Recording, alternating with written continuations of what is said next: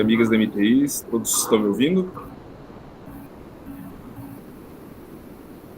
Beleza? Sim. Beleza. Sim. Opa. Sim. Caiu a câmera aqui, perdão.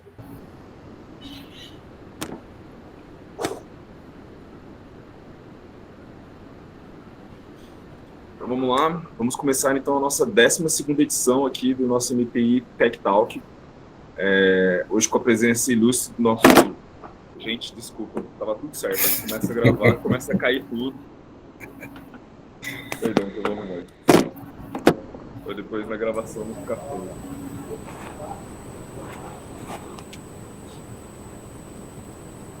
Fazendo caca aí, Gustavo. Vou tentar de novo. Faz parte. Tudo bom, professor? Acontece, sempre assim. Vou abrir de novo para ficar fácil de cortar no vídeo depois. Boa tarde, amigos e amigas da MTI. Está começando a nossa 12ª edição do MTI Tech Talk. Hoje com a presença ilustre do nosso amigo, professor Evandro César. Professor, desculpa pela pronúncia do seu sobrenome. Burger. Depois de ser corrido, na edição de hoje nós iremos falar sobre testes automatizados em abordagem ágil. Antes de iniciar, deixar alguns recadinhos. Aqui no nosso chat, ao lado, nós vamos deixar 2 links. Um para que vocês possam fazer sugestões, reclamações, indicações de novos temas para novos eventos. E um outro também para vocês façam requisições de certificados de participação. A gente pede também que todos deixem os microfones no mudo, para que não atrapalhe esse momento da palestra. As perguntas vão ser feitas ao final, então é claro que se o professor também tiver uma dinâmica diferente, se quiser abrir em alguns momentos, fique à vontade, mas a gente tem por nosso costume abrir no final para perguntas. A gente também pede para o pessoal participe, fiquem à vontade e indiquem também para os seus amigos, colegas, sempre que vocês puderem, que são temas que a gente tenta sempre trazer aqui para os nossos amigos e colaboradores. Professor, a fala aí é toda sua. Por gentileza, se apresente, diga de onde o senhor veio e, por gentileza, é tudo seu. Bom? Me ouvem bem? Só para confirmar, antes de gente... Perfeitamente. Tudo bem. Bom, obrigado, Gustavo. Vamos começar, então, agradecendo o convite, né, da MTI. Vou usar o nome aqui do Paulo Macedo e da Janine, que foram os primeiros que entraram em contato e viabilizaram esse nosso encontro, né? Para quem não me conhece, eu já vi muitas carinhas conhecidas aí, né? Já tem um bom tempo na estrada. Mas para quem não me conhece, eu sou o professor Evandro César. Eu costumo falar Freiberger para ficar mais fácil, tá? A pronúncia seria Freiberger, né? Mas eu costumo falar Freiberger para ficar mais fácil. Eu sou professor do Instituto Federal de Mato Grosso, campus Cuiabá, aqui do centro, né? Octaíde Jorge da Silva. Eu trabalho na área... ali a gente tem 3 cursos de graduação, né, na área de TI, né, engenharia de computação, 2 tecnólogos, um tecnólogo em desenvolvimento de sistemas para a internet e um tecnólogo em redes, além de um curso de ensino médio integrado com informática também, né. Eu tenho atuado basicamente nos 3 cursos de graduação e pós-graduação do Instituto, né. E assim, a gente estava conversando e surgiu a ideia desse assunto, testes automatizados em abordagens ágeis. Eu vou puxar a minha apresentação aqui e vou compartilhar minha tela, que daí a gente já começa falando da apresentação em si.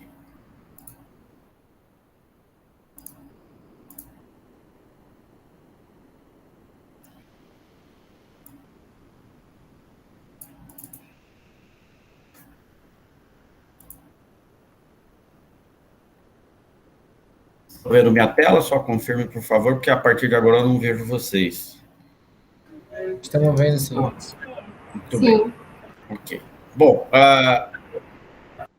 o tema é um tema assim, como eu atuo nos cursos de TI lá, mas basicamente a minha história tanto profissional quanto acadêmica, né, ela permeia o lado de desenvolvimento de software, né? E a gente tem se deparado e tem surgido muitos debates em relação a como adequar e como desenvolver testes automatizados. Na verdade, testes de software, e aí o contraponto é a abordagem ágil, porque a gente está caminhando para isso, né? É uma evolução natural mesmo, né? Algo que está vindo naturalmente, né? A gente está caminhando para a adoção de práticas ágeis. Acho que isso é um caminho sem volta para quem está na área de desenvolvimento de software, já deve ter sentido isso. E a gente precisa discutir testes, né? Discutir automação de testes, o porquê de automatizar, o porquê de não automatizar. Então, a ideia dessa apresentação, está aí a agenda prevista, né?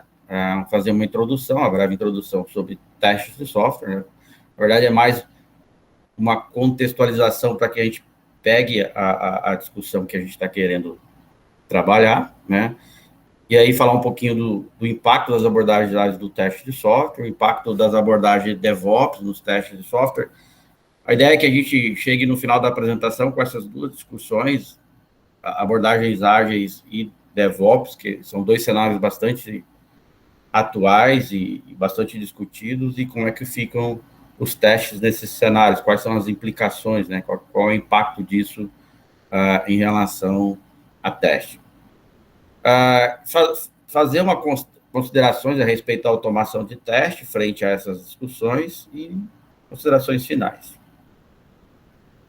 A respeito da dinâmica, a gente pode, a princípio, deixar as perguntas para o final, mas de vez em quando, a gente meio que fechando um tópico aqui, eu posso chamá-los alguém quer fazer alguma colocação, alguma pergunta específica desse ponto, aí podem fazer, podem ficar tranquilos, porque também é interessante a participação. O cuidado que a gente tem que ter é não estourar muito. A Janine falou que eu tinha hora para começar, mas não precisava se preocupar com a hora de terminar, é isso, né?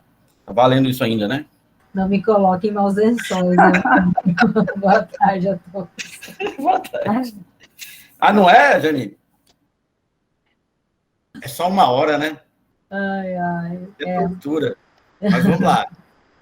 Tô brincando. Então, assim, vamos tentar manter isso aí para que a gente não extrapole e eu não leve bronca da Janine no final, da Janine e do Otávio, tá? Tudo bem, eu vou começar por uma apresentação aqui de mudança de ótica de teste de software. Então, assim, quando a gente estava trabalhando o teste de software lá, aí tem uma citação do Mayer, lá em 1979, quando a gente falava teste de software, a gente estava falando assim, eu quero buscar erro, eu quero fazer teste de software para encontrar erro. E isso tem mudado, né? Obrigatoriamente tem mudado, porque as próprias abordagens de desenvolvimento de software, as metodologias, elas vêm mudando a concepção de desenvolvimento de software. E hoje, né, uma das óticas mais aceitas em termos de teste de software seria essa segunda, né, que peguei lá da I3E, que é o processo de avaliar o teste, né, um processo de avaliar um software, um componente de software para verificar se ele satisfaz requisitos especificados ou identificar a diferença entre resultados esperados e obtidos. Então, muda a ótica, porque ao invés de eu procurar erro, eu quero buscar o quão aquele software está aderente aos requisitos especificados. E muda principalmente porque, em função, e isso nós vamos falar mais adiante um pouco, em função das abordagens ágeis que trazem, né, os clientes, os interessados do produto muito mais próximos, né, do processo de desenvolvimento. Essa é a ótica das metodologias ágeis. E aí o teste também tem que mudar a sua ótica, né? Ao invés de sair a ideia de procurar erro, vou procurar verificar se os requisitos especificados foram atendidos ou não. Então, muda a ótica na construção desses testes também, né? Como eu falei, vamos tentar contextualizar teste de software para a gente entrar numa discussão. Então, alguns mitos que a gente destaca em relação a teste de software. Um bem bem clássico, né? Testando o software, vamos encontrar 100% dos defeitos, né? Isso é um mito, porque a gente não vai conseguir zerar isso nunca, né? O teste de software é um custo extra para um projeto, né? Eu não posso entender isso, eu não posso encarar teste de software como um custo extra. Eu tenho que planejar o custo do projeto com o esforço do teste embutido. Eu não posso pensar em teste como algo separado.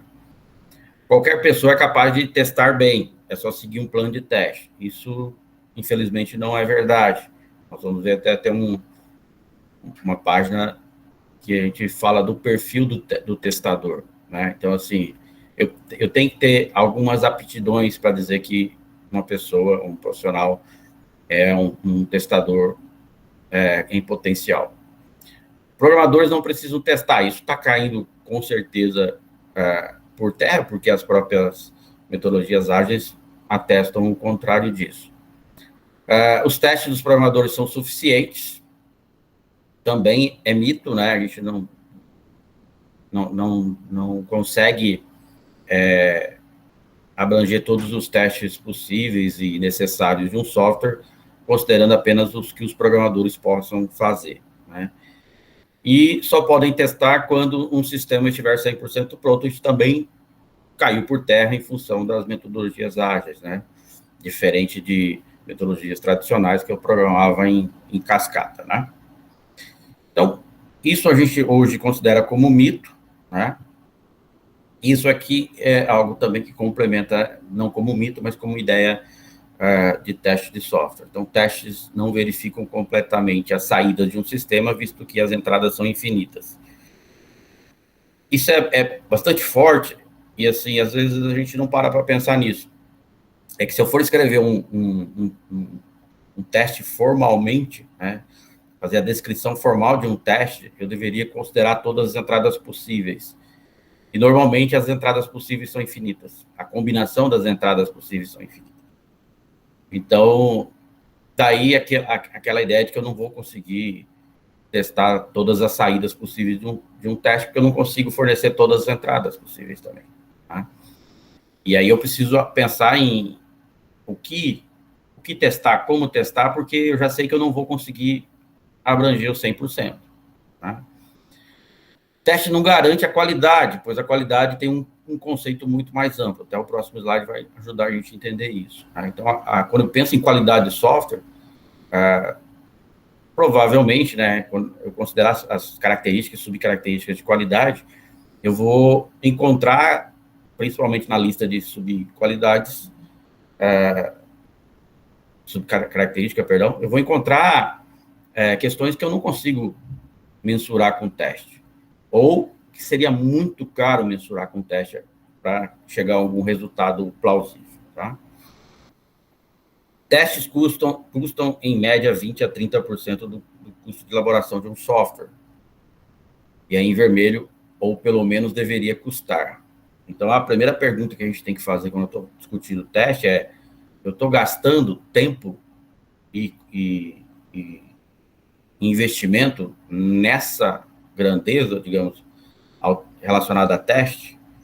Normalmente, isso não acontece. A gente tem se deparado e a gente acaba que não só fica restrito a trabalho acadêmico, a gente trabalha com pesquisa aplicada, extensões, projetos de extensão, projeto de pesquisa aplicada, e a gente se depara muito com essa realidade, né?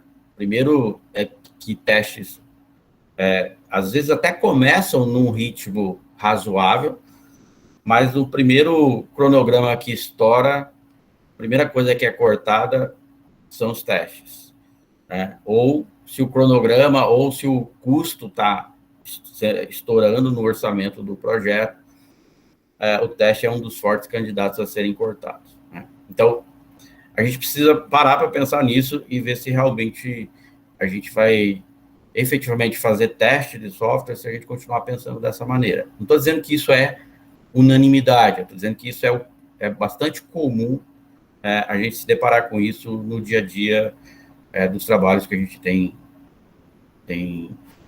executado. Aqui é só um quadro das características e subcaracterísticas de qualidade de software, só para a gente olhar, não vou ler isso aqui não, mas é só para a gente dar uma olhada. Se vocês olharem nessa coluna da direita, vocês vão ver que tem vários aspectos que provavelmente não são cobertos por testes, ou que se fossem tentado a cobrir com teste, seria muito caro, muito dispendioso. Tá? Então, assim, acho que essa é uma ideia interessante, também ter como premissa de que só fazer teste de software, eu não vou garantir toda a qualidade do software. Até porque até a própria qualidade do processo influencia, né? Não só o software em si, não só o produto em si. Tá? Cenário atual, assim, de desenvolvimento de software, o que a gente tem visto no dia a dia de maneira mais comum? Se eu estiver falando mentira, vocês me corrijam, tá? Então, assim, vez outra costuma ter prazos apertados para entrega, mas só de vez em quando, né? A maioria das vezes o prazo é bem tranquilo, né? Clientes menos tolerantes a atraso nas entregas. Necessidade de software de boa qualidade. Clientes menos tolerantes a falhas. A gente tem percebido, e eu acho que até naturalmente os clientes, quando a gente fala assim, há 20, 30 anos atrás, um cliente de um software, ele normalmente tinha pouquíssimas aplicações que ele usava no dia a dia dele. E então, o nível de tolerância a falhas, a atraso na entrega, a qualidade do produto em si, ele tinha um nível lá com aquelas aplicações. Hoje é tão comum, né, as pessoas usarem aplicações no seu dia a dia, não só profissionalmente, mas para outros fins domésticos, entretenimento, e esses softwares fazem com que, digamos assim, o sarrafo da qualidade dos softwares suba, porque estão sendo entregue para ele outras aplicações com um nível de qualidade bastante interessante. Então, quando ele vai receber um produto de software, ele está com esse nível de expectativa, tanto de entrega quanto da qualidade do software, relativamente alto. E isso faz com que a gente precise melhorar as nossas verificações, digamos assim, do quão o software atende ou não atende os requisitos. Tanto requisitos, a gente está falando em termos de requisitos, mas eu posso falar requisitos tanto funcionais quanto não funcionais, requisitos técnicos, requisitos de funcionalidade, né? Então, hoje é muito comum você entregar um software. Se você faz um software, por exemplo, para um ambiente web, ele já pergunta logo se a versão para mobile já está pronta.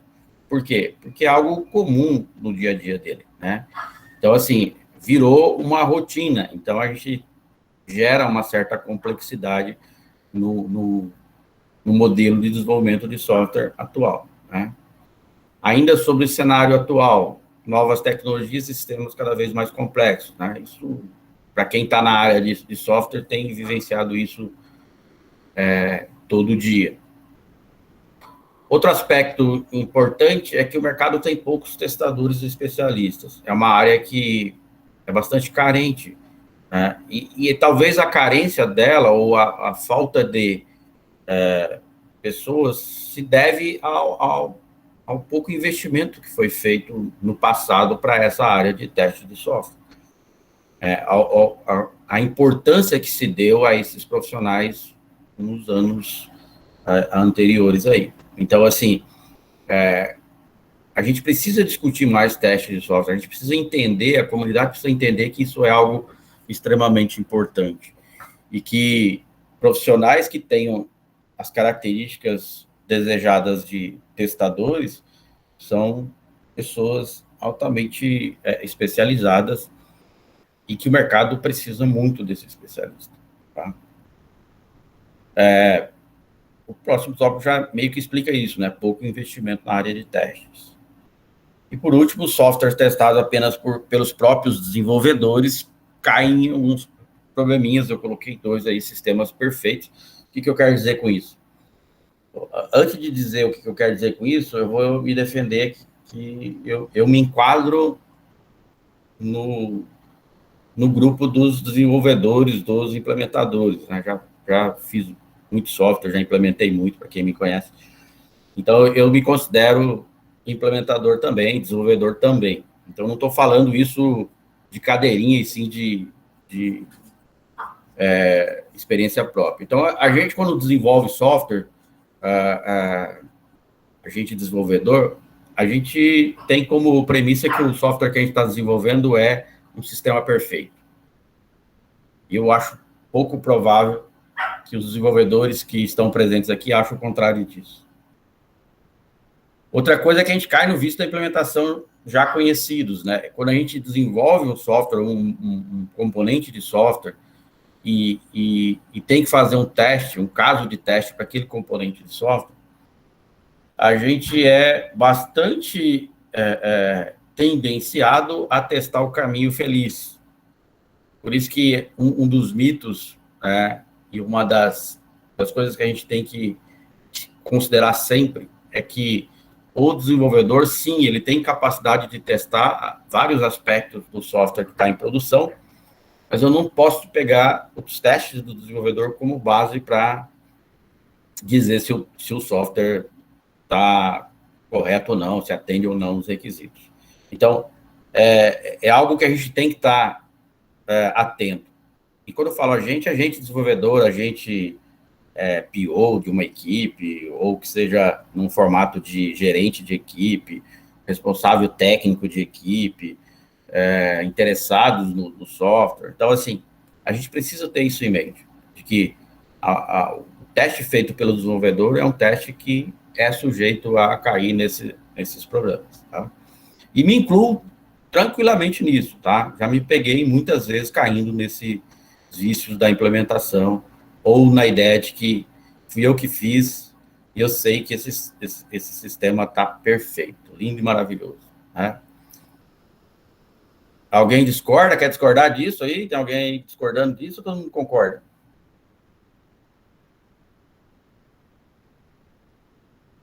Concordo, eu concordo. Concordo perfeitamente, professor. Fala, Genônimo. Concordo perfeitamente, professor. Isso É inevitável, né? A gente cai nesse vício, né? E por isso que a gente tem que estar atento. A gente, como que eu digo, a equipe de desenvolvimento como um todo, tá? Então, é algo que a gente precisa estar bem atento a isso, né? Aqui é só uma ilustração do que seria um perfil de testador desejado. Então, para quem está assistindo, pode... eu acho que a gente, como eu falei, o mercado é carente de testadores e há uma tendência de crescimento, né, recente. Eu estava fazendo umas pesquisas recentes, e assim, já tem várias possibilidades, até mesmo de fábrica de teste de software. Então, além de você contratar a fábrica para desenvolver, você pode contratar a fábrica só para testar. Então, são nichos de mercado que estão crescendo e que tendem a se consolidar, porque há uma ótica de que a gente precisa de testes consistentes para que esse cenário que está se desenhando, envolvendo processos, abordagens ágeis e ambientes DevOps, seja possível. Então, a discussão que a gente vai ter um pouquinho mais adiante é justamente essa. Não é mais uma questão de escolha, né? Talvez a mensagem e a discussão que eu gostaria de fazer hoje aqui é justamente isso. É porque não é mais uma escolha, eu vou fazer teste ou não vou fazer teste. Eu vou automatizar teste ou não vou automatizar teste. Eu acho que a gente está sendo empurrado para um modelo de desenvolvimento para atender a demanda vigente, que nos exige a ter isso de forma concreta e consolidada, tá? É a minha visão, mas ela é uma visão já vinda de leituras e experiências que a gente tem tido aí no mercado, tá? Então, eu preciso de um cara que tenha visão crítica, visão voltada à qualidade, que elabore testes relevantes e execuíveis, que executa teste no tempo planejado, ser referência de critérios de qualidade, detalhista, paciente, focado, motivado, perspicaz, criterioso. E no meio aqui, sempre gera um burburinho, né? A característica pessimista, né? Não é o lado ruim do pessimista, e sim, para teste, é o lado bom do pessimista, que é, não posso acreditar que tudo está funcionando. Eu tenho que acreditar, eu tenho que fazer testes,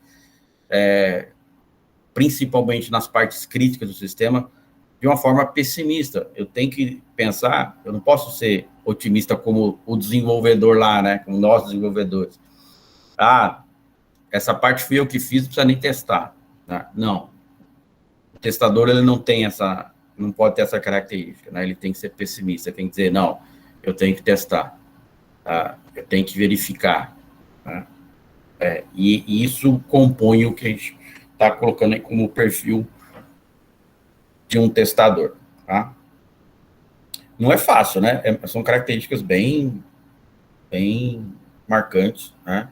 E não é fácil reunir tudo isso aí. Às vezes eu não consigo ter uma pessoa que reúna tudo isso aí. Né? Mas essas são as características ditas como boas características de um bom testador. Bom, quando a gente fala de teste, aparecem muitos termos, né? Muitas palavras, muitas técnicas, muitas ferramentas, né? E, embora a nossa apresentação que tem no título automação de teste, mas a discussão que eu quero fazer de automação de teste é uma discussão mais estratégica do que tecnológica, né? A tecnologia a gente consegue resolver de uma forma bem mais tranquila, desde que haja um planejamento por trás disso. Né? Aqui só complementando muitos termos e nomenclaturas, tá? Mas basicamente assim, o que eu preciso pensar quando eu vou pensar em teste? Quando eu estou num projeto, né?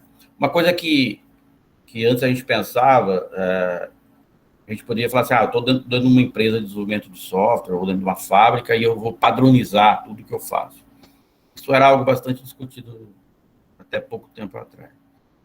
Hoje, com a grande variedade de aplicações que a gente desenvolve, fica difícil, porque você tem diferentes domínios de problemas, tem diferentes tecnologias, tudo isso gera, digamos, contextos muito específicos. Então, assim, hoje a gente está mais tendenciando a uma escolha por projeto, ou por grupos de projeto, pelo menos, mas que seja algo mais restrito do que não só um contexto geral da empresa. Então, eu preciso olhar para um projeto, por exemplo, e pensar o que eu vou testar nesse projeto, quando que eu vou testar e como que eu vou testar.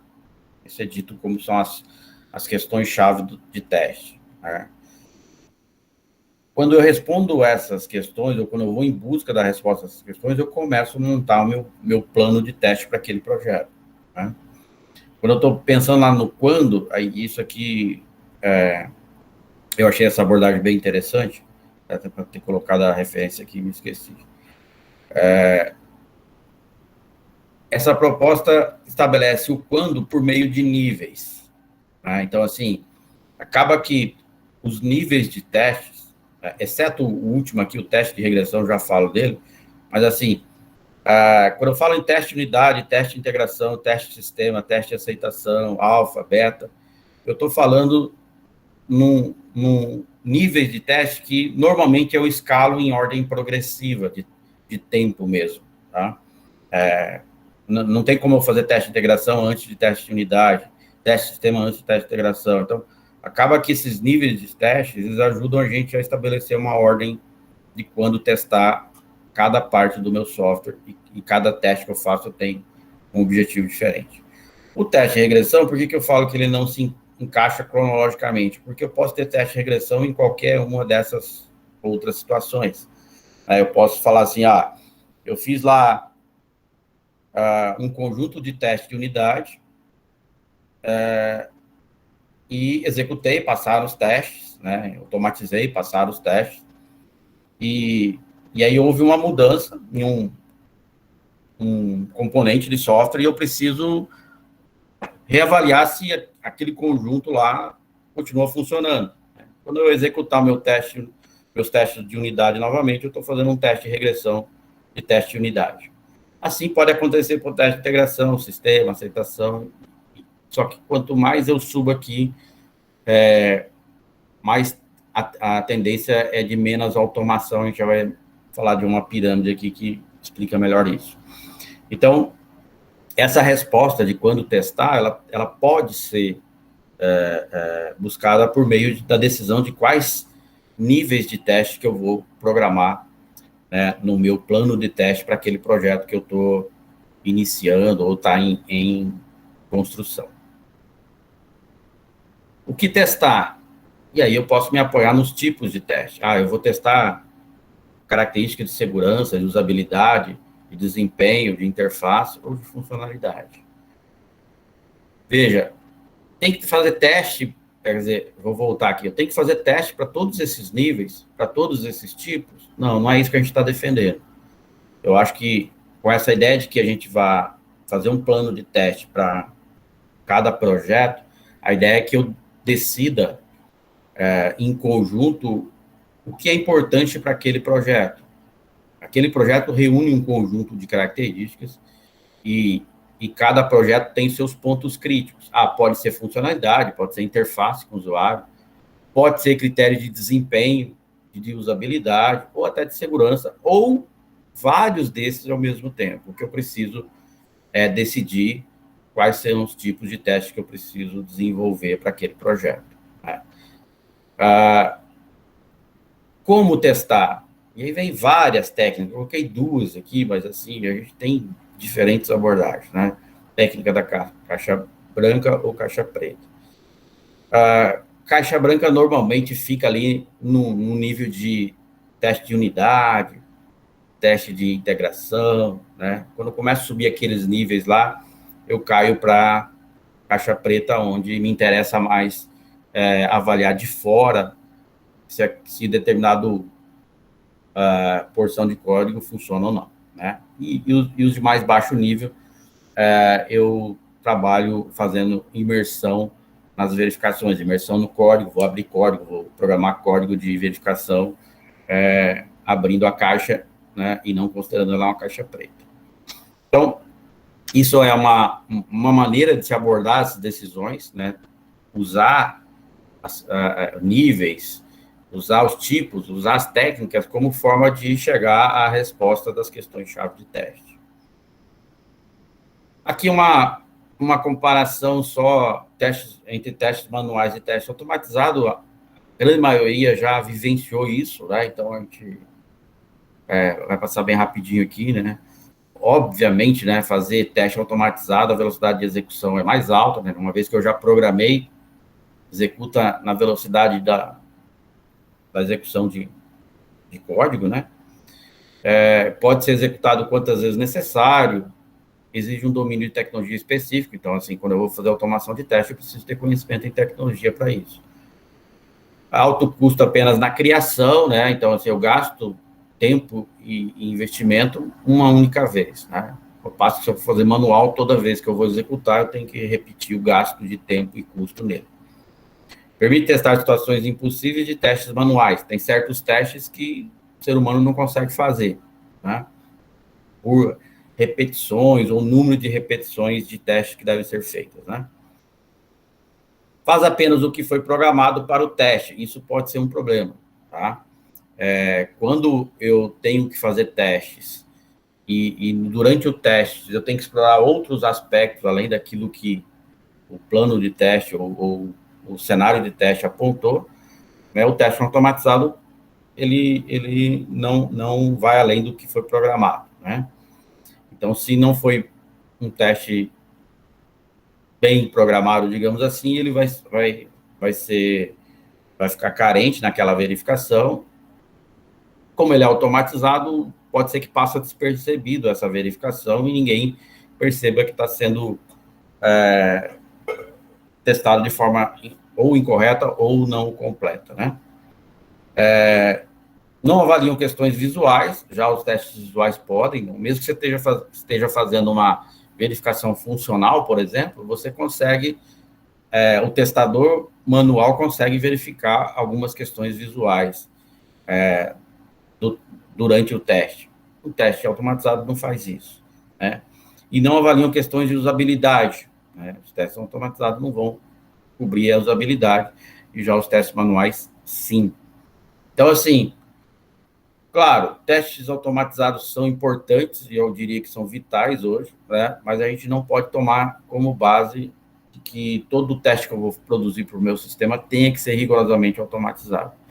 Eu posso considerar que uma fatia desses testes não serão automatizados. Essa metodologia V, é talvez o que antecede um pouco as metodologias ágeis, né? Então, assim, é uma figura que ajuda a gente a explicar como que eu posso produzir os testes, ou os casos de testes, no sistema, em paralelo ao próprio processo de desenvolvimento. Então, ele está dizendo assim, ó, no momento que eu faço especificação de requisito, eu já posso fazer planejamento de teste de aceitação, porque teste de aceitação, basicamente, é verificar se os requisitos foram atingidos, né? Projeto de alto nível, posso planejar teste de sistema. Projeto detalhado, posso fazer teste de integração. E quando eu faço a codificação, eu faço teste de unidade.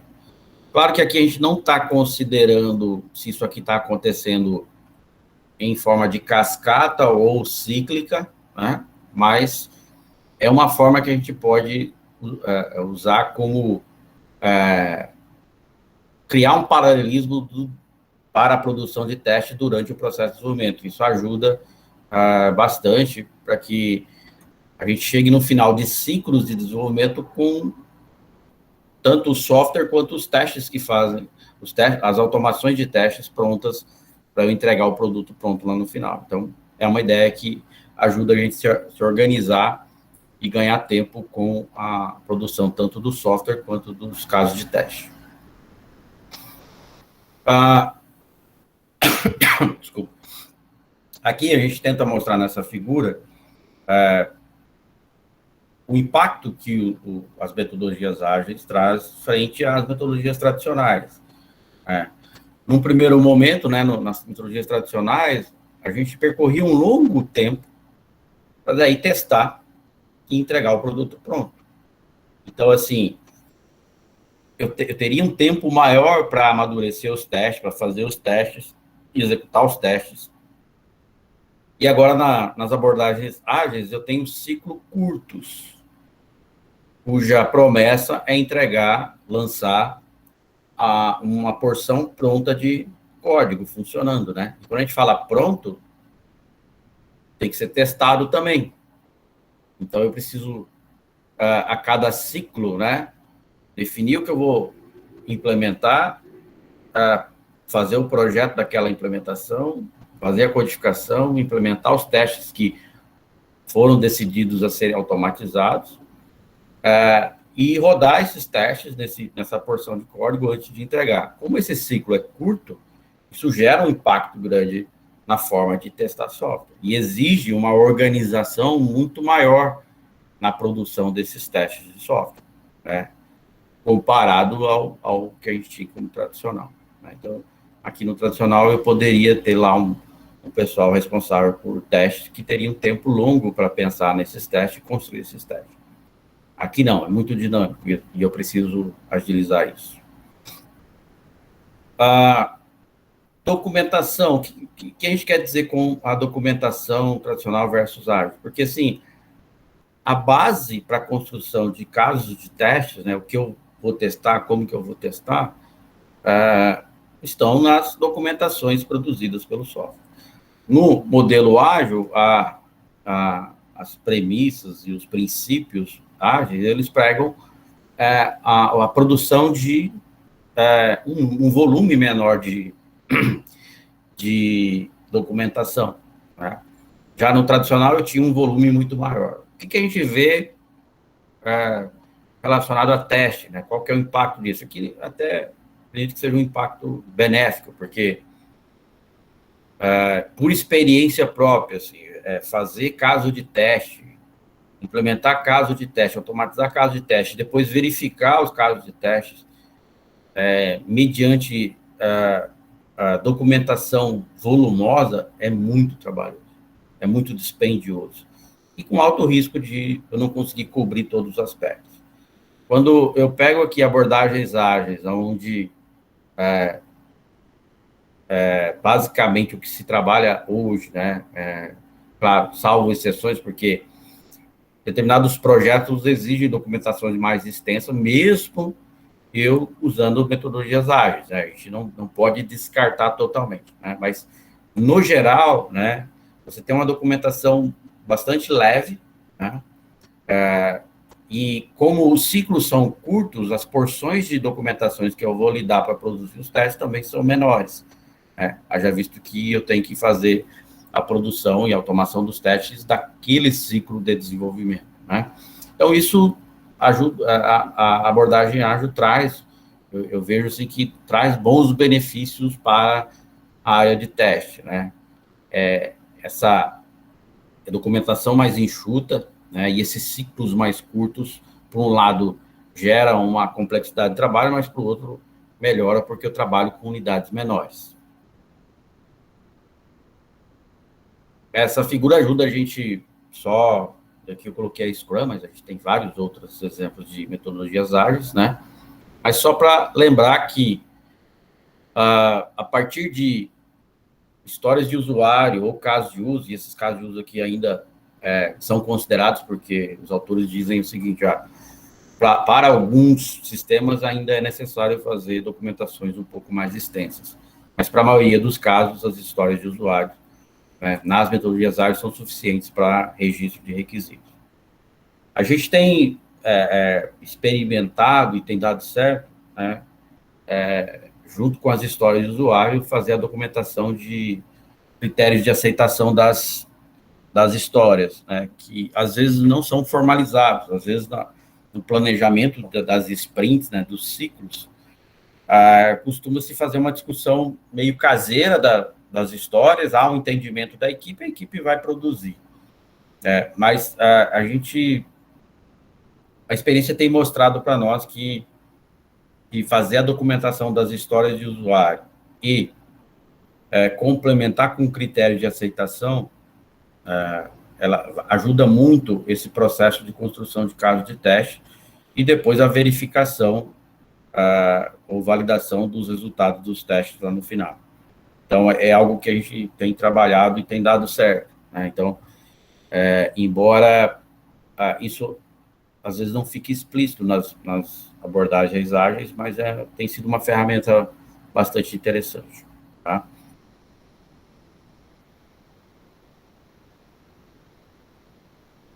Valores do Manifesto Ágil, só para a gente relembrar alguns desses, para a gente fazer um contraponto com testes, né? Indivíduos e interações acima do processo e ferramentas. Então, assim, reforça aquela ideia de que, às vezes, a documentação fica numa documentação caseira do time, né? Mas eu preciso tomar esse cuidado porque quando eu envolvo a formalização dos testes, dos casos de testes, às vezes eu preciso detalhar um pouquinho melhor essa documentação. Software funcionando é melhor que documentação abrangente, né? Isso que a gente acabou de falar. Então, assim, é mais importante ter o software funcionando do que vastas documentações. Isso é um benefício interessante das metodologias ágeis. Colaboração com o cliente acima da negociação de contratos. Isso, para a área de teste, remete a uma demanda interessante, porque como as abordagens ágeis, elas pregam que eu preciso ser bastante receptivo a mudanças, né? As negociações de demandas, requisitos e alterações do software, isso acaba gerando uma demanda também para o teste, porque se eu faço a especificação de um caso de teste, por mais simples que ela seja, se eu faço uma automação do caso de teste e muda, né, numa negociação muda os requisitos, né, eu tenho que mudar isso também. Então, tem que andar em paralelo essa negociação também com a área de teste. E gera, com certeza, trabalho para essa área também. Né? Então, assim, essa colaboração, essa negociação, e junto com a ideia de responder a mudanças o mais rápido possível, e não ficar engessado, dizer, não, já foi fechado o contrato e eu não mexo mais. Né? Isso tem caído por terra. A gente... todas as metodologias ágeis pregam a ideia de que eu preciso ouvir o cliente, mesmo que depois que eu já fiz o levantamento de requisitos. E como os ciclos se fecham de uma forma muito mais curta, né, então os testes de aceitação vão chegar muito mais rápido ao cliente, que podem passar ou não passar, podem gerar demandas de alterações, sustentação e por aí vai. Ainda nessa perspectiva das metodologias ágeis, né, a abordagem de equipe inteira. Né, então, normalmente trabalha-se equipes ágeis nesses formatos, tamanho de 3 a 9, o que é mais comum, de 5 a 7 integrantes. Todos devem ter conhecimento e habilidades para garantir o sucesso do projeto. Guardem essa frasezinha, porque embora as metodologias ágeis pregam muito isso, também é algo que a gente tem visto no dia a dia, né, que não é tão comum, né, todas as equipes que falam, não, eu estou trabalhando de forma ágil, abordagem ágil, conseguem garantir isso aqui, por N motivos, por falta de profissional, ou por questões de mudança mesmo, o profissional sai de uma equipe, vai para outra, ou contrata-se profissional hoje, daqui 1 mês, 2 meses ele sai. Então, eu tenho uma certa dificuldade de acreditar que isso aqui é algo comum ainda no dia a dia do desenvolvimento de software, principalmente considerando o cenário aí, cenário nosso conhecido, cenário Mato Grosso. Tá? Incluir partes interessadas, né, que irão definir características do projeto, também é uma premissa das metodologias ágeis. Compartilhar o mesmo espaço de trabalho, isso hoje é quase que impossível, né, mas a gente está tentando voltar, né? Deve existir reuniões diárias, as metodologias ágeis pregam isso. Testadores devem trabalhar com com estreita relação, com desenvolvedores e stakeholders. Isso aqui foi apelidado por o poder dos 3, né? Testadores, desenvolvedores e stakeholders. É um triângulo que tem que funcionar muito bem, né? É um trio que tem que funcionar muito bem, né? Então, assim, o testador tem que conversar muito com os desenvolvedores e stakeholders. Aí surge uma pergunta, tá? Que talvez esteja rodando na cabeça de vocês, e que para mim também é uma pergunta que recai toda vez que eu falo isso.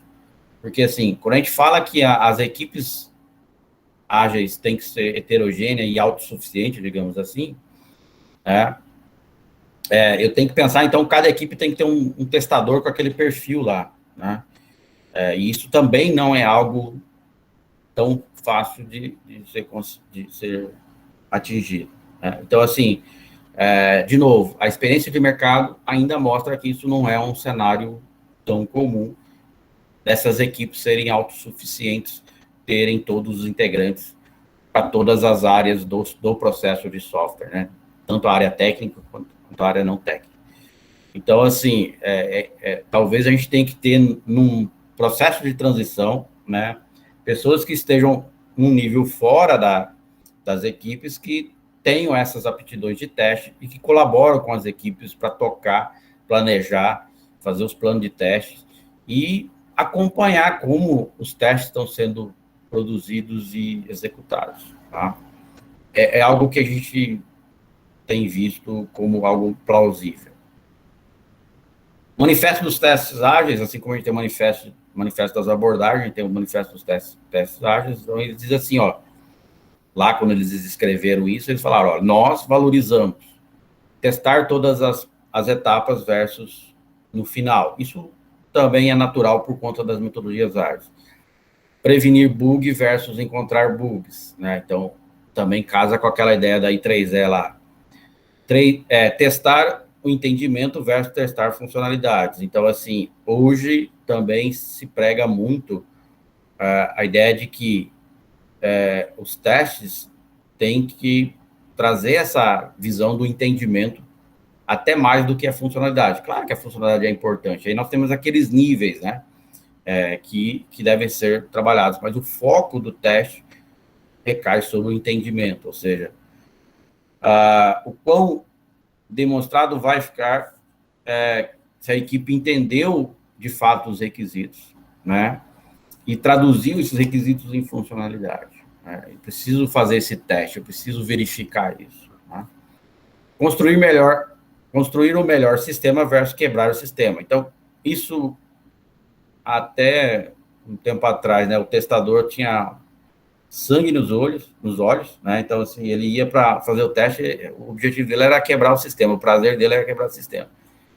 E isso as metodologias ágeis trazem como uma contribuição muito forte, né, que é a equipe toda tem que pensar na qualidade do software que ela está produzindo. Então, o testador ou o membro que está responsável por discutir teste lá, ele não tem a missão de quebrar o software, ele tem a missão de contribuir com a melhoria desse software e entregar o melhor possível. Né? Então, isso muda bastante a ótica de pensar em teste de software.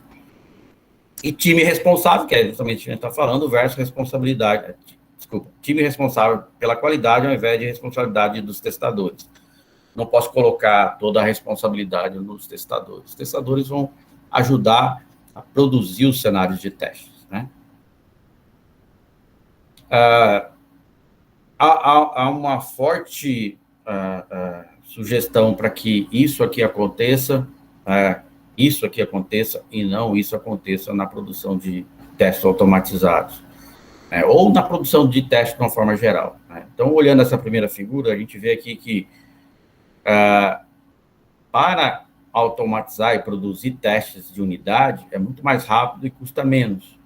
Quanto mais eu vou subindo nesses níveis de serviço ou interface de componentes e chego na interface do usuário, mais demorado e mais caro é produzir esses testes. Então, esse aqui é considerado o antipadrão, seria não é o adequado seria produzir um volume maior de testes automatizados na base da pirâmide, que são os testes unitários, né? Testes automatizados de componentes, de integração, teste automatizado de API, e por último, testes automatizados de interface, né, que é a interface com o usuário. Né? A gente tem que levar bastante em consideração, né, e a nuvenzinha aqui, sessão baseada em testes manuais, né, então a ideia é que os testes manuais sejam o menor volume possível, e os testes automatizados de interface também têm que ser bastante avaliados no quão vale a pena investir nisso aqui, porque são testes muito suscetíveis à mudança, né? Às vezes eu gasto muito tempo criando scripts para testar a interface, né? E uma mudançazinha pequena na interface exige a reconstrução ou adequação desses testes. Então, de novo, a gente não tem receita de bolo para isso, mas é algo que deve ser pensado e entendido. É melhor investir nessa base da pirâmide para cima, na automação dos testes, né, nos esforços, né, no custo e tempo aqui embaixo, do que investir lá em cima, porque serão testes muito caros e gasta-se muito tempo para se produzir. Tá? Então, essa é uma visão recente de pesquisadores na área de teste. Uma coisa que está se tornando bastante comum é a gente pensar em modelos ágeis e pensar até na forma de desenvolvimento, né, nas técnicas de desenvolvimento. E existe um estilo de se criar casos de teste, que é o given when then, né, que seria dada uma situação, quando acontece um comportamento, então alguma mudança tem que acontecer. Então, eu descrevo o meu caso de teste usando um padrão. Qual que é a ideia? A ideia é que todo mundo consiga ler os casos de teste de uma forma muito mais simples, porque eu estou seguindo um padrão estrutural de construção de casos de teste. E esse padrão estrutural ele vai casar com a ideia das técnicas, né, de desenvolvimento de testes, ou desenvolvimento de software baseado em teste, ou dirigido a teste. Né? É o caso da técnica TDD. Né? Então, assim, na TDD, a premissa, né, e aí está muito atrelado às abordagens ágeis, né, a premissa é eu escrever o teste o caso de teste, o script de teste, antes de escrever o próprio código, né? Então, é aquela ideia de escrevo o caso de teste, aí eu vou escrever o código que satisfaz o teste. E aí tem toda uma discussão, né? A gente não dá para aprofundar nisso, mas assim, a discussão de que eu vou escrever o código suficientemente necessário para passar no teste. E se eu escrevo o teste pensando lá naquelas premissas de verificar requisitos, essas coisas, então eu vou estar atrelando uma técnica de construção de código com uma técnica de satisfação de requisitos, né? E a ideia é que eu consiga casar essas duas coisas e aí produzir tanto o teste quanto o código que passa por aquele teste suficientemente necessário, ou seja, o mínimo possível de código. Porque já foi provado que, normalmente, um desenvolvedor escreve mais código do que o necessário para resolver a funcionalidade. Então, eu escrever o teste primeiro, significa que eu vou dizer, bom, para o código ser... Para eu passar esse código, basta eu atender o teste, né? Então, essa técnica tem essa premissa. De novo, retomo naquela situação que a gente estava falando, né? A TDD é interessante? É interessante. Ela pode trazer benefícios? Sim, pode trazer benefícios. Mas é um cenário plausível da maioria das equipes? Não vejo dessa maneira. Assim, eu tenho que estar num nível de maturidade de metodologias ágeis suficiente para que isso se torne natural, né? Então, não é simplesmente, amanhã a gente começa a usar TDD. Eu acho que é preciso as coisas caminharem de forma consolidada, ou seja, eu consolidar uma abordagem ágil, consolidar uma abordagem de planejamento de testes, né, e escolher uma técnica, né, que pode, num primeiro momento, não usar um TDD. Não significa que eu não usar um TDD, eu não vou estar agindo de forma correta. O TDD é apenas uma estratégia de construção de código, né, onde eu faço o código dirigido a teste, né.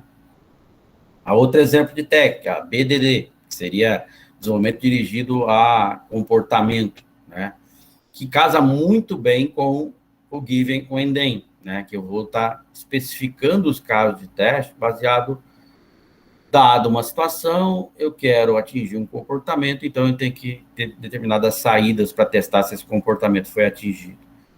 E a BDD traz isso para nós, né, ela casa muito bem, e hoje já existem tanto as técnicas que padronizam a forma de construção desses casos de teste e os códigos que satisfazem esse teste, como ferramentas de automação e monitoramento dos testes que se adequam a esses estilos, essas técnicas de construção de software baseado ou dirigido a testes ou dirigido a comportamento.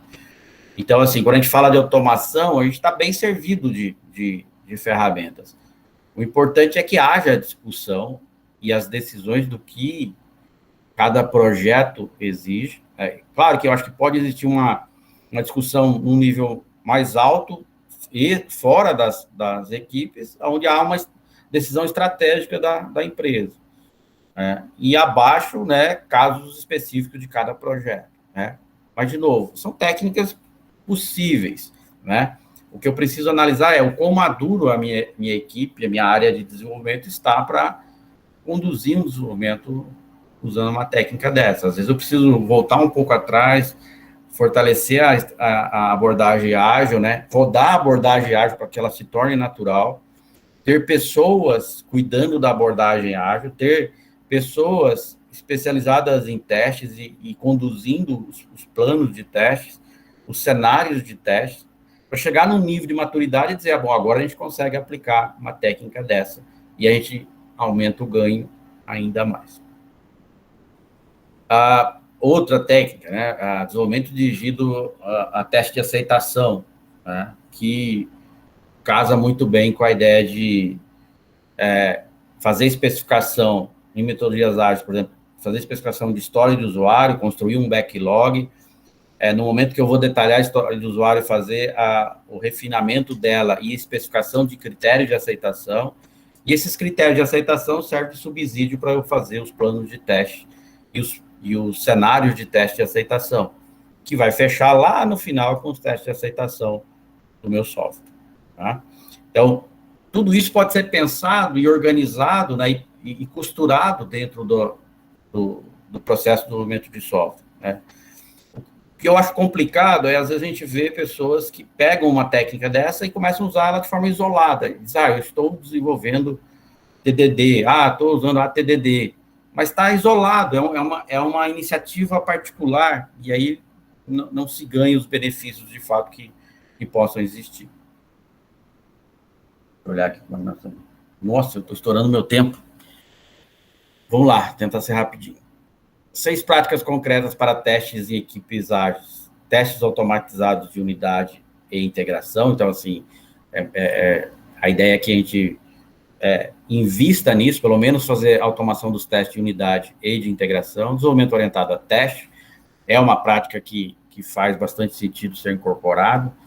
Teste automatizado de regressão no nível de sistema. Então, sempre que a gente puder criar mecanismo que possa reexecutar os testes de forma mais simples possível, mais ágil possível, e a automação traz esse benefício, mais fácil é a organização e o desenvolvimento desses testes, né?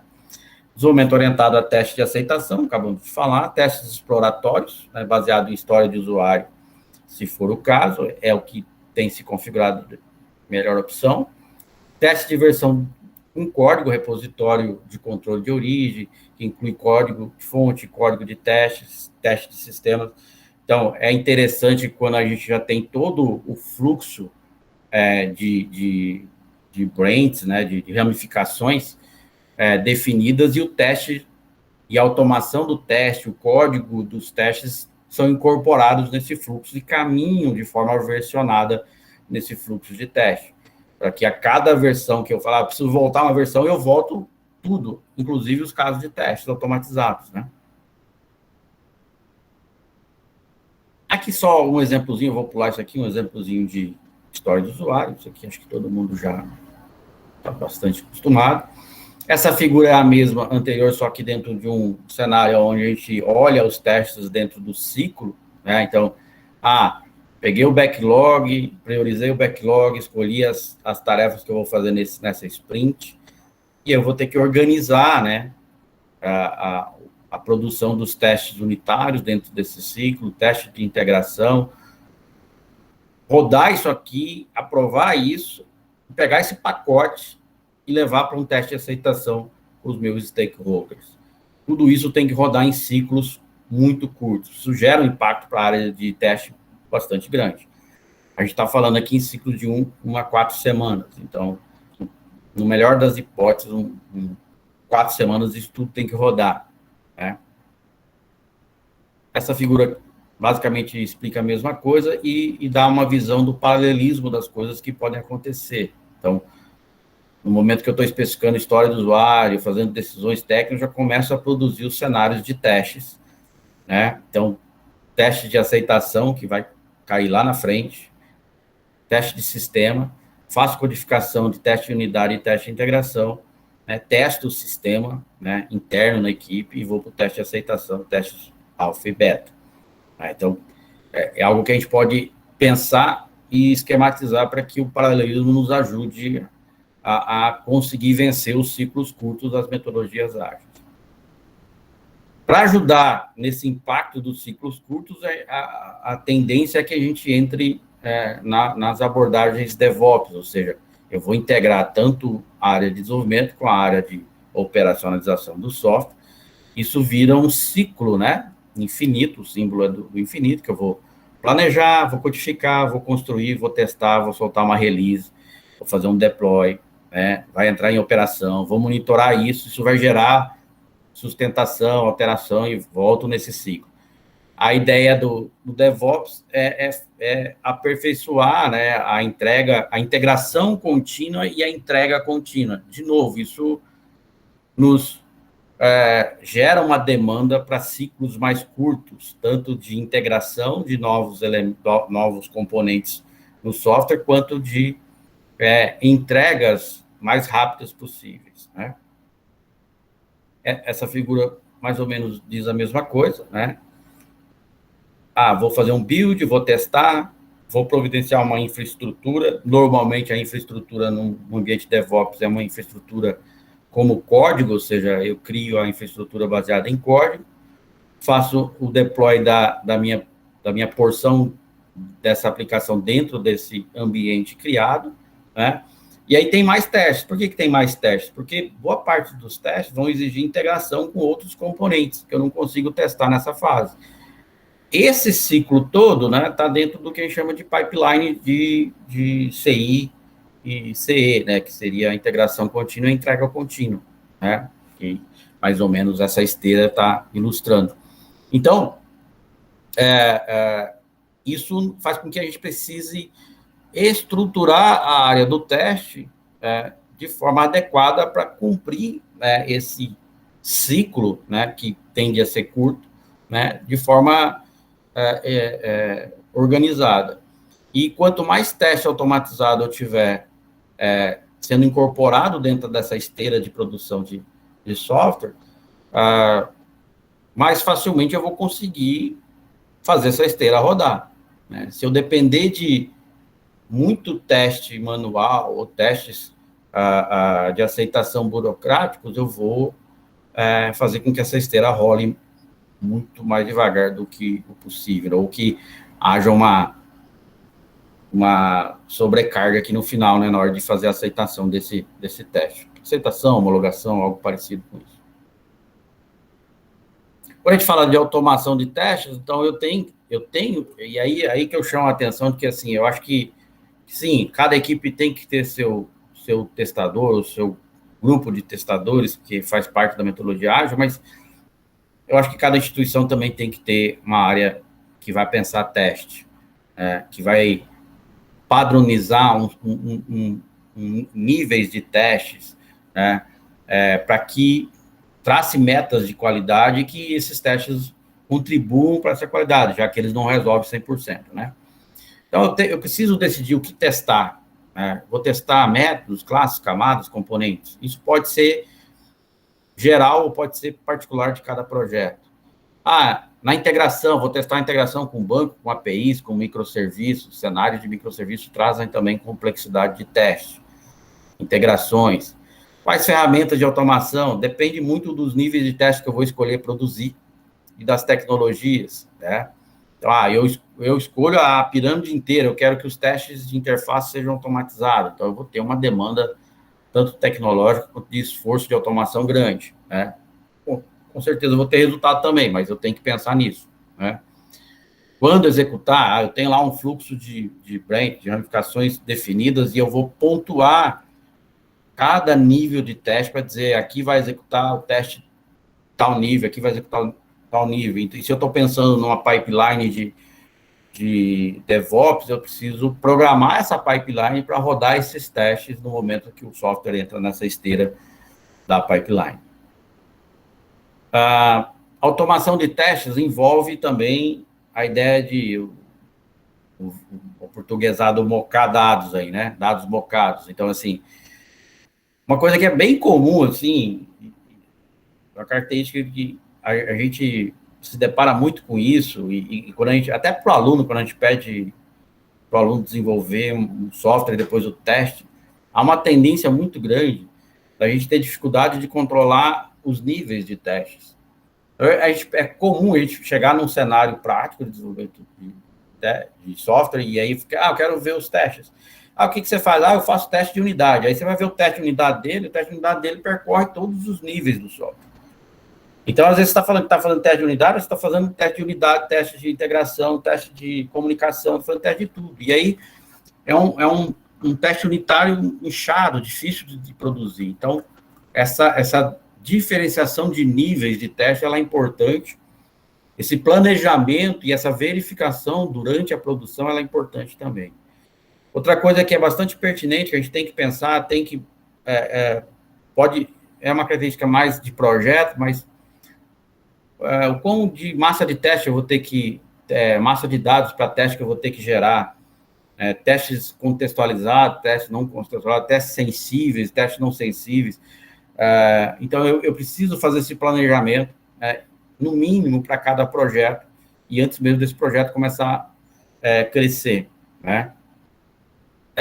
Em que momento que essa massa de dados vai ser gerada? A massa de dados só usada para teste de aceitação? Não, é para teste de integração também. Não, a massa de dados é usada também no teste da unidade. Essa massa de dados, essa geração de massa de dados, ela é automatizada, ela vai entrar no versionamento do código também, eu vou conseguir versionar a geração de massa de dados durante o versionamento do código, isso é importante ser planejado e estabelecido. Outra coisa que a gente tem visto que é bastante importante, ferramenta de cobertura de teste. Só fazer teste e rodar teste e ficar tudo verdinho é importante? Mas para uma gestão de testes, eu também tenho que verificar qual é o percentual de código que eu estou cobrindo, qual é o percentual de funcionalidade que eu estou cobrindo com os meus testes. E, às vezes, já num processo amadurecido, eu vou estabelecer metas, né? Eu preciso atingir 70% de cobertura de teste unidade, 50% de teste de integração e por aí vai. Eu preciso estabelecer essas metas e como é que eu verifico isso? A gente tem boas ferramentas que integram, né, no processo de construção de software, que nos dão essas estatísticas, né? Ferramenta de gestão de teste, né? Quando a gente amadurecer, né, o processo de teste, é importante que haja um rastreamento de tarefas e bugs, né, um rastreamento de tickets, casado com uma ferramenta de gestão de teste. E que me gere estatísticas, que me gerem informação do qual é o volume de falhas que está acontecendo no meu sistema. Essa falha aqui gerou essa demanda de manutenção ou de sustentação, porque a falha pode ser funcional, né, não só de erro de sistema. Então, assim, é importante também, num dado momento, ter a preocupação de atrelar uma ferramenta de gestão de teste, onde eu vou estabelecer os cenários de testes, os casos de teste, cenário de testes, trazer os resultados da execução dos testes, consolidar em estatísticas esses dados e ter um nível de controle, que pode começar num nível simples. Eu já vi também sugestões de usar planilhas, né, onde se faz um acompanhamento bastante simplista, mas que haja esse acompanhamento, essa gestão, né? Tentando caminhar para as conclusões, digamos, dessa discussão, né? Então, pensando nos três lá, o testador, o PO, né? Aqui eu até coloquei 4, né? Eu vou ouvir os stakeholders e o time de desenvolvimento, né? Então, eu preciso pensar em que níveis de teste que eu vou fazer, né? No mínimo para cada projeto, isso. Quais tipos eu vou, para que atenda às necessidades daquele projeto, que técnicas que eu vou usar, o que eu vou automatizar, né? Dessas decisões vão sair meus planos de teste. Desses planos de teste saem meus casos de teste. E aí eu vou executar esses casos de teste. E o ideal é que eu tenha um certo controle e uma geração de estatística em cima desses casos de teste. Considerações, né, gerais em cima disso que a gente falou, né? Abordagens ágeis nos remete a ciclos curtos de entrega. DevOps, idem, né? Tanto a integração do software num algo maior, né? Então, a porção que eu estou desenvolvendo vai integrar em algo maior, como a entrega dele depois, na hora de colocar em produção, né?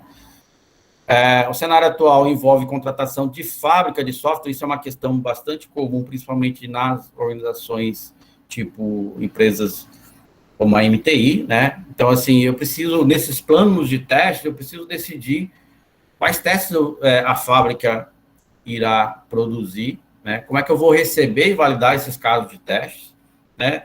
E quais testes serão produzidos e executados na fábrica e quais serão na demandante, ou seja, isso faz parte de um plano de testes num nível mais alto do que de projeto, né? Provavelmente, né? Mas que tem que ser pensado, e muitas vezes tem que ser pensado e estabelecido antes da contratação da fábrica, né? Porque quando ela for aderir, né, ela já tem que saber que ela tem que produzir casos de teste, tem que automatizar teste, tem que entregar tais resultados relacionados a teste. E quem vai receber esse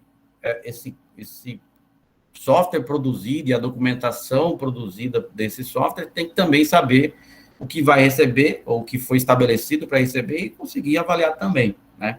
Então, é um cenário que também traz uma certa complexidade do que se as equipes fossem internas e dedicadas ao desenvolvimento. Então, eu vejo que é um cenário que acaba gerando uma certa complexidade também, que tem que ser considerado. A automação dos casos de teste, então, uma automação baseada naquela pirâmide que nós falamos, então, mais forte na base, a automação mais forte na base, subindo para uma diminuição no topo. A automação, ela permite os testes de regressão, que é importante, né? Hoje é tido como extremamente importante, principalmente se eu estou pensando numa pipeline DevOps, né? Garante uma boa parte da verificação na pipeline do DevOps, né? Associar a ferramenta de cobertura de teste e associar a ferramenta de gestão de teste. Isso a gente considera como algo interessante de ser pensado para um cenário de teste. A experiência tem demonstrado, a experiência no que a gente vem vendo, lendo, produzindo, né? Especialistas em teste, embora talvez não fique explícito nas metodologias ágeis, mas eu acho que esse ainda é um papel que seja necessário, tanto para fora, para planejamentos externos à equipe, quanto interno, né? As documentações extensas dificultam a produção e validação de casos de teste, né? Então, você pega lá uma especificação de caso de uso de 100 páginas, que eu já vi várias, é extremamente difícil fazer caso de teste em cima de uma especificação desse tamanho. E é extremamente difícil você verificar se aquilo está sendo coerentemente desenvolvido e testado. Casos de teste ajudam a condução dos trabalhos, né? Eles, na verdade, eles empurram a condução do trabalho, ele acaba criando um fluxo de condução de trabalho importante dentro de um ciclo ágil. Implementadores, no geral, caem no vício do desenvolvedor, aquilo que nós falamos, né? Teste de aceitação tende a ser muito caro para automação e manutenção, então a gente precisa pensar e equilibrar muito bem isso. E uma saída que tem sido discutida é, ao invés de fazer teste de aceitação, que é abrangente, fazer testes exploratórios, que seria pegar os pontos críticos, sentar com o PO, sentar com o stakeholder, dizer o que é o ponto crítico e planejar os testes exploratórios. Teste exploratório não é algo simples de ser executado, digamos assim. Ele não é nem muito planejado, né? Porque ele é exploratório mesmo. Então, tem que ter pessoas altamente capacitadas nesse tipo de teste, como alternativa de diminuir o esforço de automação de teste de aceitação. Então, é isso. Desculpa aí, acho que eu estourei bastante o tempo. O professor tem esse defeito, né? Estou à disposição, Gustavo. Não, professor, faz parte, fica tranquilo. De novo aqui, o problema aqui da minha câmera caiu. Mas a gente tem só, acho que foram feitas 2 perguntas aqui no chat, se o pessoal ainda tiver interesse de fazer mais algumas aí. Deixa eu recuperar aqui.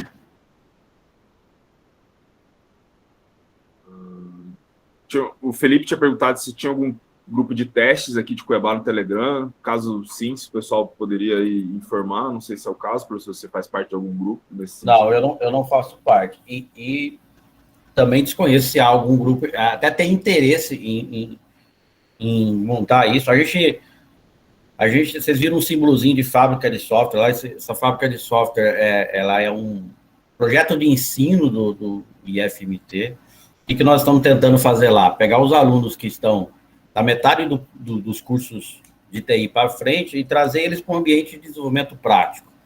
Então, a gente tanto envolve eles nos projetos de pesquisas aplicadas, no projeto de extensão, projetos internos mesmo.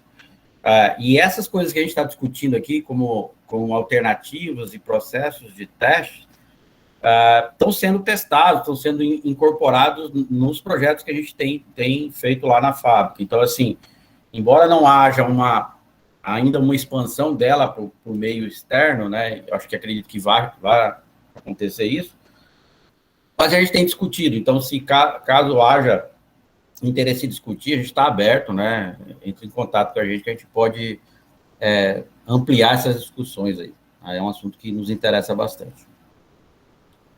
Então, já é a dica para o pessoal se organizar aí. O Leandro perguntou assim, se testador escreve testes de unidade. Não, a ideia é que o testador, porque assim, o teste de unidade tem que ser escrito pelo implementador, né? Isso não muda, né? Só que a gente até fez uma experiência isso, tipo, quase que um laboratório mesmo. A gente pegou alunos que estavam implementando, né, dentro de um projeto de pesquisa aplicada, externo, e eles tinham a especificação da funcionalidade e eles implementavam a funcionalidade e a gente falou, agora a gente quer que vocês implementem o teste de unidade para essas funcionalidades, né? Então, eles já sabiam implementar teste de unidade, eles foram lá e fizeram a implementação do teste de unidade. Funciona? Funciona. Você aperta o botãozinho lá na construção, fica tudo verdinho, né? Aí, a gente fez uma avaliação e falou, olha, tem muita coisa que está descoberta no teste. Vamos fazer uma especificação de cenário de teste? Legal? Vamos. Tá? Pegamos e especificamos. E aí, devolvemos o cenário de teste de unidade para o implementador. E ele olhou e falou, caramba, tem muita coisa aqui que passou batido no meu teste. Então, assim, eu vejo que ainda, acredito que nós vamos chegar num ponto onde os desenvolvedores estejam integrados numa equipe, só que, assim, isso não é um cenário comum que a gente tem visto hoje, mas ainda não chegando nesse cenário, o que a gente aposta? Aposta que tem que ter alguém, ou na equipe, ou externo à equipe, que pense em teste, e que possa direcionar esses desenvolvedores e ajudar esses desenvolvedores a produzir casos de testes mais aderentes aos requisitos que devem ser trabalhados. Então, assim, e aí eu falo como desenvolvedor, como implementador que já fiz muito, a gente tende, no momento que vai construir um teste de unidade, e o teste de unidade é muito clássico nesse aspecto, a gente tende a fazer o caminho feliz do teste. E tende a não olhar para os lados. Então, tem que ter alguém que force a gente a produzir testes de unidade que sejam mais abrangentes. Abrangentes no sentido de explorar a unidade que deve ser testada. E aquilo que eu falei há pouco, né? É muito comum a gente pedir teste de unidade e o cara está testando um componente, mas ele está testando todas as camadas daquele componente, né? E aí, nesse teste de todas as camadas, acaba envolvendo o teste de integração, o teste de comunicação, que aí mistura tudo, né? Então, aquela separação dos níveis, dos tipos, ela é importante. E uma pessoa com um perfil de teste, efetivamente, pode ajudar nessa construção de testes mais especializados. A Camila Lima pergunta assim, para uma carreira de QA, você acha indispensável que seja um automatizador? Ou você acha que para ser um QA, que dá para ser um QA sem ser tão técnico? Nem sei se fala QA, tá? Mas... tudo bem.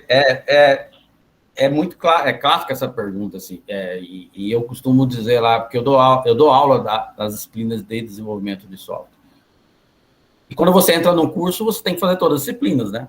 Não tem jeito, faz parte da grade, você tem que fazer. E não é todo mundo que digamos, que tem aptidão de codificação, de implementador. E aí eu bato muito em cima disso. A gente precisa de excelentes analistas de requisitos, a gente precisa de testadores, a gente precisa de excelentes implementadores, mas a gente precisa disso tudo em conjunto. Então, assim, claro, não é necessário ser um implementador para ser alguém que trabalhe com aspectos de qualidade, e nem com teste. E, aliás, tanto para teste quanto para qualidade, eu acho que quanto menos técnico ele for, melhor é o trabalho dele. Então, assim, ele precisa entender muito dos requisitos, saber organizar os planos de teste, saber quais são as metas a serem atingidas para melhorar a qualidade do software, e ele precisa interagir com a equipe, com o time, né? Por isso que as metodologias ágeis pregam isso. Então, a gente precisa desses profissionais e não, eu acho que não precisa ser um exímio implementador, né? Pelo contrário, até. Senão você vai trazer aqueles vícios do implementador para dentro do QA ou do testador. Entendi. A última aqui que a gente tem, por enquanto acho que o pessoal não fez mais, é do Elvio Rufino da Silva. Ele pergunta o seguinte: na manutenção do software entregue, como impedir de realizar alterações do produto sem passar pelo teste automatizado, como acontece de forma empírica pelo desenvolvedor? Então, pipeline de produção de software, quer seja ela manual, né, ou ela automatizada, costuma ser algo passível de burlar. Eu costumo dizer assim, quando eu dou aula de arquitetura de software, por exemplo. Arquitetura de software, você cria lá uma arquitetura maravilhosa, né? E aí você põe o desenvolvedor fala, não gosta dessa arquitetura e faz tudo diferente. Então, de novo, eu preciso de ter pessoas pensando nesse processo, nesse fluxo, estabelecer esse processo, esse fluxo. Claro que... desculpa, eu esqueci o nome de quem fez a pergunta. Foi o Elvio.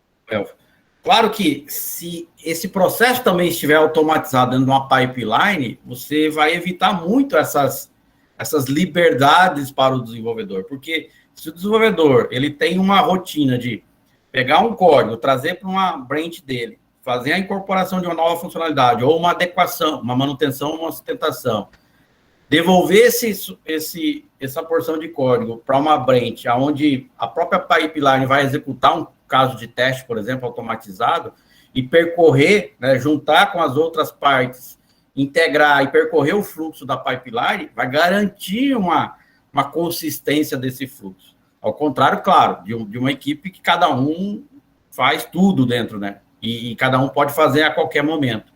Então, se mesmo não automatizando a pipeline, mas se esse processo das ramificações estiver bem estabelecidos e todo mundo seguir esse caminho de forma coerente, eu acho que você cobre bem essa questão. De novo, é preciso ter gente pensando nessas coisas e organizando essas coisas, porque senão cai na mão de cada desenvolvedor, e cada desenvolvedor pode fazer do jeito que ele acha mais interessante, e aí você perde o controle. O Leandro Klein, acho que ele fez só um comentário, né? Ele falou que tudo que não é automatizado, uma hora ou outra, é esquecido. Acabamos de falar isso, né? Acho que entra nessa linha de raciocínio. Só que a gente, analisando aquela pirâmide e aquilo que a gente já experimentou, né? Assim, não é fácil automatizar todos os níveis de teste. Dá muito trabalho, né? Então, a gente precisa garantir um nível mínimo, né? Quando a gente fala nível mínimo, não significa que tem que ser pouco, mas eu tenho que saber até onde eu vou nessa automação também, para que, de repente, a automação dos testes não fique mais caro que a própria automação do software, né? Então, eu tenho que discutir isso, planejar, fazer um plano de teste, e os casos de testes, a partir desse plano, irem de encontro a esse plano de teste, e isso depende muito das características de cada projeto. Tem projeto que o quesito performance é muito maior do que o de interface, e o contrário também é verdade. A funcionalidade é importante, mas além da funcionalidade eu preciso de ter a performance. Então, cada projeto pode envolver níveis e tipos diferentes de teste, e eu preciso planejar e pensar nisso antes. Tá? Perfeito. Bem, pessoal, acho que a gente chegou ao fim do nosso bate-papo. No momento não temos mais perguntas. Professor, se você quiser deixar suas redes sociais ou uma maneira como o pessoal pode te encontrar, não sei se é e-mail, o que o senhor prefere. Eu sugiro, assim, tem na apresentação tem o site da fábrica, e lá na fábrica tem todos os links, os e-mails, então, assim, acho que é uma forma mais tranquila de se fazer. Entrou no site da fábrica, tem lá os projetos, tem lá os contatos, tem tudo, dá para a gente conversar a partir dali. Beleza, então eu vou deixar já o descritivo depois do site da fábrica no nosso, quando a gente for subir o vídeo no YouTube, a gente provavelmente sobe na semana que vem, para vocês terem acesso. Pessoal, não se esqueçam aí de acessar os links que a gente deixou aqui. Eu quero agradecer, professor, muito obrigado pelo tempo que o senhor disponibilizou, a palestra foi ótima, muito bom aí trocar essa ideia com o senhor. Vamos provavelmente convidá-lo mais vezes, é isso que a gente faz mesmo. Agradeço também a participação aí do restante do pessoal, e mês que vem tem mais. Professor, se quiser fazer o seu encerramento, dar o seu tchau, fique à vontade. Beleza, agradeço muito a oportunidade e o convite da MTI, né, da gente discutir. Eu acho que quanto mais a gente falar desses assuntos, mais a gente cresce e assim, e não é para todo mundo concordar, porque isso é uma visão que cada um vai tendo com a experiência, então, assim, é até interessante, mas eu já tive outra experiência e não foi assim, então, assim, nas próximas, nos contatos, então a gente está aberto a fazer essa discussão. Quanto mais a gente discutir, eu acho que a gente tende a melhorar mais a nossa área de software, quer seja o implementador, o testador, o analista de requisitos, o responsável pela qualidade do software. Acho que tudo é importante e a gente está aberto a discussões aí. Muito obrigado pelo convite. Abraço a todos. Bom trabalho para todos aí. Então é isso, pessoal. Ficamos por aqui. Professor, de novo, muito obrigado. Agradecendo também a presença de todos vocês. E mês que vem, contamos novamente com vocês na nossa 13ª edição aí do Tech Talk. Professor, até mais. Até mais. Obrigado.